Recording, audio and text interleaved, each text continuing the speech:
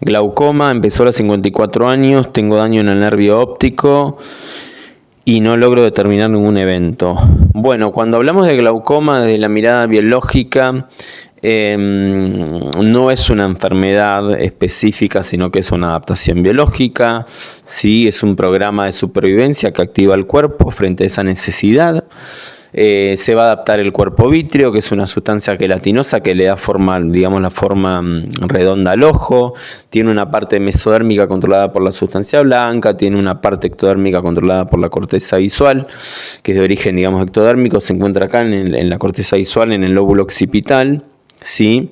Y el conflicto biológico que activa el cuerpo vítreo es un miedo muy específico, que es un miedo en la nuca, es un miedo al depredador que se acerca sigilosamente por detrás, por así decirlo, ¿sí?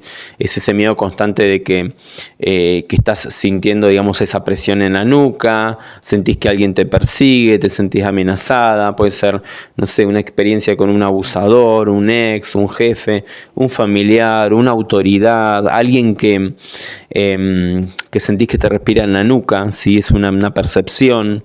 Entonces, en la fase de conflicto activo, el cuerpo responde con esa necrosis, hay pérdida funcional, porque se necrosa el cuerpo vítreo, eso genera un enturbamiento, digamos, de la vista, hay pérdida parcial de la visión periférica, ¿sí? Biológicamente esto tiene un sentido muy profundo, que es el que el ojo, digamos, el ojo nubla su visión para no ver al depredador, como si se colocaran, como esos caballos que le colocan las ojeras para no ver hacia los laterales y poder solamente ver hacia adelante, ¿sí? Como para poder concentrarse en la ruta de escape, ¿sí? Entonces es una reacción que ya la tenemos en nuestro código biológico, ¿sí? Entonces es un reflejo de supervivencia. Entonces en esta etapa la persona suele sentirse en alerta, hipervigilante, sin poder relajarse. Ahora bien, cuando el conflicto se resuelve, comienza, la persona entra en una fase de reparación, el cuerpo se reconstituye, los tejidos vuelven a la normalidad, aparece el edema en el ojo, sube la presión intraocular, ¿sí? Y además, si a esto se le suma el conflicto de abandono, el conflicto de desamparo, que te sentís sola, ese conflicto existencial, ese agua retenida va a agravar la presión en el ojo, ¿sí? Entonces, en este proceso puede afectar, digamos, verse afectado el nervio óptico, ¿sí? Y acá en medicina ya te lo clasifican como glaucoma, ¿está?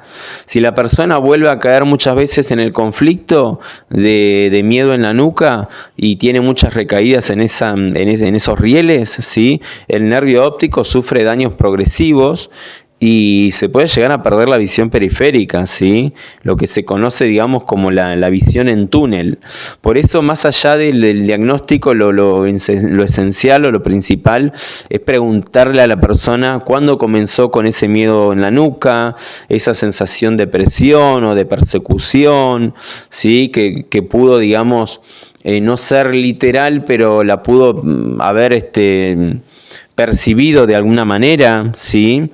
Pero bueno, hay que buscar a ver a dónde está ese predador que vos estás percibiendo o percibiste en algún momento, ¿sí? Real o simbólico, del cual no te pudiste proteger y tu biología, digamos, de alguna manera te adaptó inconscientemente con el síntoma, ¿sí? Entonces, cuando la persona logra comprender cuál es el sentido biológico de esa reacción, y solucionar el conflicto, el cuerpo finalmente ya puede dejar, digamos, de defenderse o de adaptarse de manera inconsciente, y una vez resuelto ese conflicto de manera radical y que ya no caes más en rieles, ¿sí? o no recaes más en el conflicto, el síntoma a la larga se termina yendo, ¿sí?